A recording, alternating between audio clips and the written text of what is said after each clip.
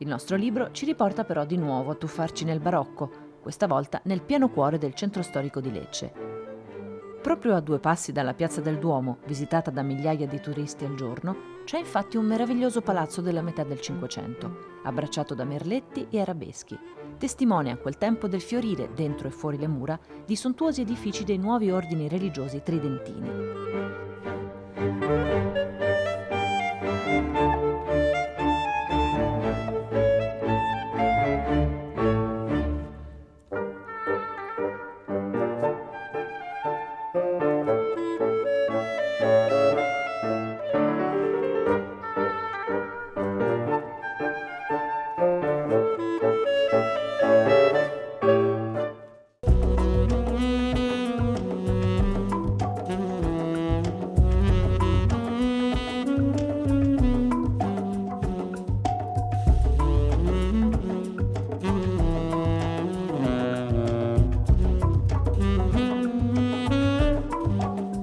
Palazzo Tamborino Cezzi, che oggi è un'elaborazione neoclassica ed eclettica di un edificio del Cinquecento, sorge su un frantoio ipogeo. Qualche passo in questo meraviglioso chiostro ed ecco che immediatamente il tempo si ferma.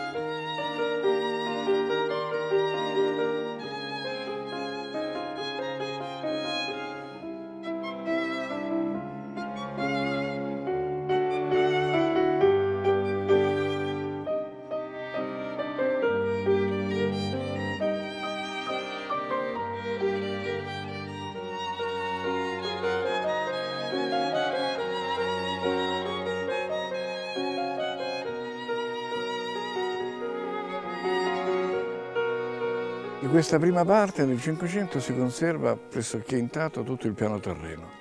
Ci sono vari ambienti, le scuderie, varie stanze, eccetera. Ma nell'Ottocento è stata questa casa ristrutturata e ripresa in chiave scenografica, come si vede, nello stile neoclassico, anche questo di quel tempo. Le colonne, i portici, i capitelli, le finestre serliane, la galleria pompeiana, tutte cose che caratterizzano questo stile in quel tempo. Un esempio della cultura salentina di fine Ottocento.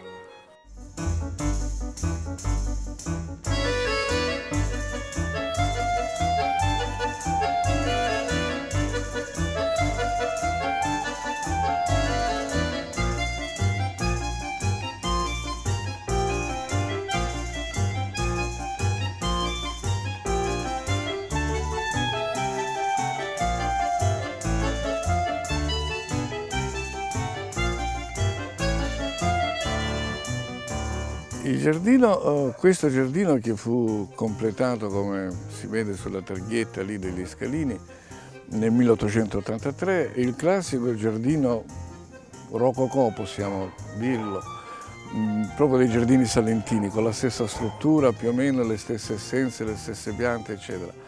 Non è ovviamente né all'italiana né all'inglese, a me piace dire, ma con una certa fierezza, che è un bel giardino rococò bastardello, perché c'è un po' di tutto. Le essenze che sono qui sono quelle di tutti i giardini del Salento, i palmizi, nespoli, canne di bambù, aranci e quindi agrumi di vario tipo. Guarda, queste sono delle acacia farnesiana, è una variante della mimosa e ha questo nome perché fu un ibrido, diciamo, creato dai Farnese, probabilmente Elisabetta Farnese, la madre del re Carlo di Borbone. Sono profumatissimi, delicatissimi.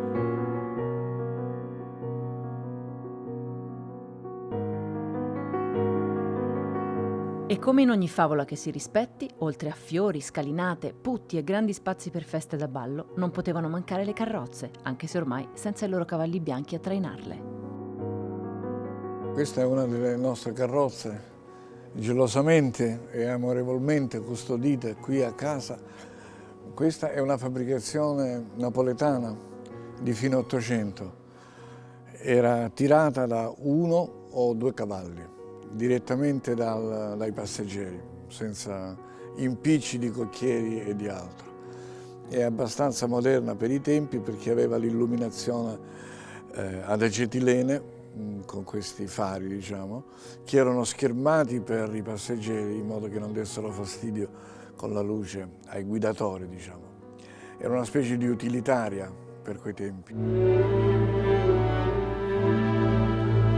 Invece la carrozza un poco più pesante, più attrezzata, più articolata è quell'altra, che invece è una fabbricazione parigina, con tanto di ditta, proprio a Parigi, un numero di targa, diciamo, per cui è databile verso la metà dell'Ottocento, quindi prima dell'Unità d'Italia. Era tirata da 4 o 6 cavalli e quindi c'è un posto a cassetta per un cocchiere particolarmente abile, perché imbrigliare 4 o 6 cavalli non era facile. Era anche decapottabile, lo è ancora, per le intemperie o per mantenere la privacy. E sta lì da circa 80 anni e non si muove per motivi di sicurezza. È uscita l'ultima volta quando mio padre è andato a prelevare la sua futura moglie, cioè mia madre, nel giorno del matrimonio. E poi c'è in fondo verso il giardino un calesse, in dialetto Sciarabà, che è una fabbricazione salentina degli anni 40, in legno di ciliegio, modernissima, perché aveva l'illuminazione con la dinamo. In campagna si andava con un cavallino.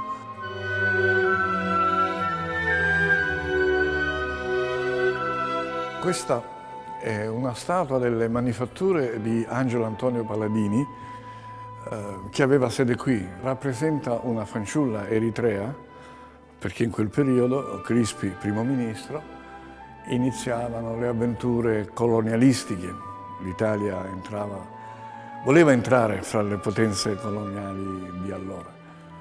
Crispi era collega di Senato di un mio Trisavolo, che più o meno condivideva queste idee, e quindi è stato ospite qui più volte Crispi, in questa casa, e questo è una sorta di omaggio che il mio Trisavolo faceva al suo collega importante.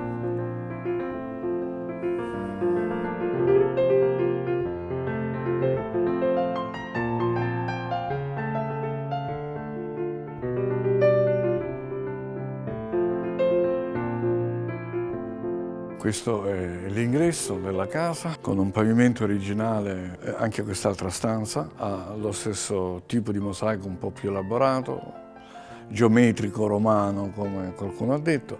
Sono 2 stanze piuttosto scenografiche, molto belle, ma in realtà sono uno snodo per altre stanze in cui invece ci si ferma.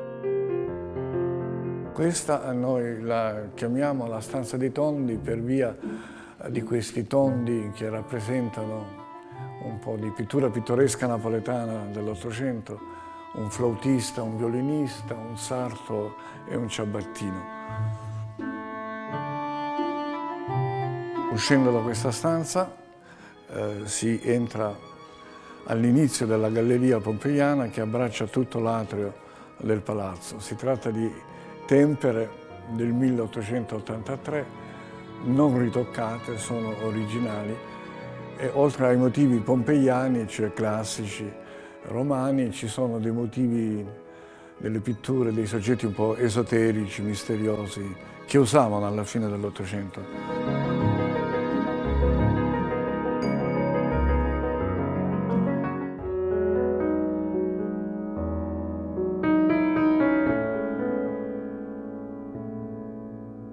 Qui invece si entrava in una sala abbastanza grande che precedeva la sala, il salone più grande delle feste. Gli affreschi in questa stanza sono di natura un po' particolare.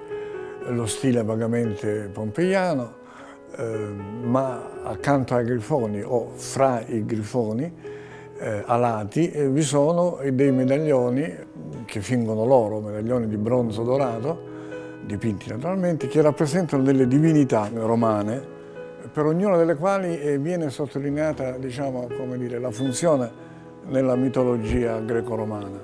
Hermes, Pan, Zeus, Giunone e così via. Oggi il criterio con cui si abitano anche queste case, io abito questa casa, è molto più funzionale, molto più semplice, molto più privato. E infatti anche il Salone delle Feste è stato trasformato in una biblioteca, che però accoglie anche un pianoforte, compagno di molte serate tra amici o giornate solitarie suonando l'Elisir d'amore di Donizetti.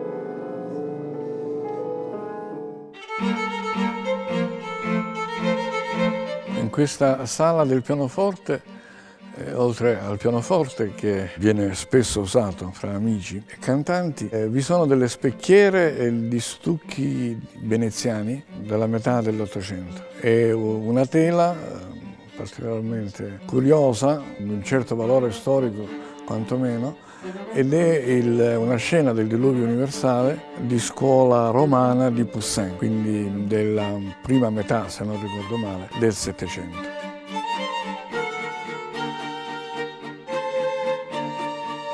Questa è una stanza che aveva delle carte d'apparato dipinte a mano o non più esistenti. La volta invece è ancora affrescata sia nello stile pompeiano Liberty di fine Ottocento e sia in uno stile molto più libero, molto più pittoresco, che è quello proprio della volta centrale.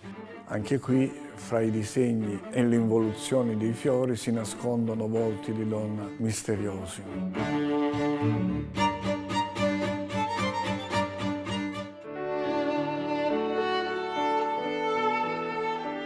Qui siamo nella galleria della casa, in realtà l'altro inizio della galleria, che ha gli affreschi pompeiani, anche questi, il rosso predominante, i paesaggi tipicamente romani. Questa era una camera da letto, l'affresco degli angioletti su in cima era uno di quelli nascosti, dimenticati, come quest'altro, in questa dépendance dell'alcova, come si chiamava questa stanza, ancora un angelo fra i fiori. Palazzo Cezzi è una continua scoperta. Quando crediamo di aver visto tutto e di aver calpestato tutti i passi a ritroso nel tempo, scopriamo che il padrone di casa ci ha riservato una sorpresa, la cosiddetta stanza delle meraviglie. Per custodire questi oggetti e ammirare l'esistente scomparso, la famiglia ha dedicato infatti alcune stanze del palazzo a questo piccolo museo con una sua entrata indipendente. Queste sono le nostre stanze delle meraviglie. Le abbiamo chiamate così da un'espressione tedesca, Wunderkammer, che indicava nel Seicento, come raccontano questi poster, questi cartelloni, e che indicava quelle stanze di un palazzo aristocratico, altoborghese della Germania di allora, in cui venivano raccolti gli oggetti più simpatici di viaggi, eredità degli antenati, eccetera, ed erano, come dire, esposti per meravigliare, cioè per suscitare curiosità. Ecco, quindi stanza delle meraviglie non significa stanza di cose meravigliose, preziose, importanti, ma stanze di cose curiose, per esempio a partire da questa pietra, che è una pietra tombale di una bambina romana del 100-150 d.C., si chiamava Felicetta, Felicula, Ixi-Trieste. Le pietre stavano giù e stanno ancora altre del precedente palazzo. Qui invece abbiamo raccolto un po' di vestiario, un po' di storia dei vestiti, della moda, dalla metà dell'Ottocento alla metà del Novecento. Un vestito da sera, un baule da viaggio degli anni 30, un vecchio pianoforte verticale, scordatissimo ma sempre simpatico, degli oggetti di opera, il binocolo per vedere, no, le opere liriche, altri oggetti diciamo così, di pettegolezzo femminile, borsette, scarpette, occhialetti, eccetera, con i cataloghi per l'acquisto in corrispondenza. E da qui invece passiamo attraverso questa porta nella terza stanza, dove abbiamo raccolto libri, stampe antiche, riviste, collezioni di riviste di vario tipo. Ci sono libri dal 600 fino ai giorni nostri. Particolarmente curioso è questo vocabolario delle 7 lingue del Settecento, in cui ogni parola viene trascritta, indicata nelle varie lingue, in 7 lingue che si parlavano allora, quindi è una specie di vocabolario plurilingue, solo che non era tascabile naturalmente. E poi ci sono le collezioni delle riviste, alcune di divertimento, tipo la Tribuna Illustrata, la Domenica del Corriere, la Domenica Illustrata, eccetera, e poi altre relative al cinema, al teatro, alla moda. Sono collezioni annate intere di persone che viaggiavano, sì, ma si aggiornavano con letture settimanali appunto di quel che succedeva nel campo artistico, cinematografico in Italia in quei tempi, anni 20, 30, anche 40. E invece qui abbiamo messo un po' insieme delle attrezzature delle carrozze, dei cocchieri, perché poi da qui si accede al giardino, all'atrio dove sono conservate le carrozze. Questa è una cappa di una signora, fa molta scena, immaginarla scendere dalla carrozza a 6 cavalli.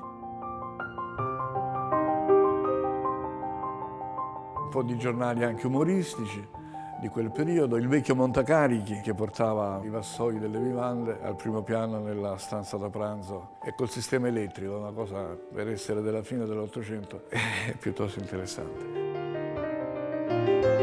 Quelli sono i 2 avi che hanno messo un po' su la casa.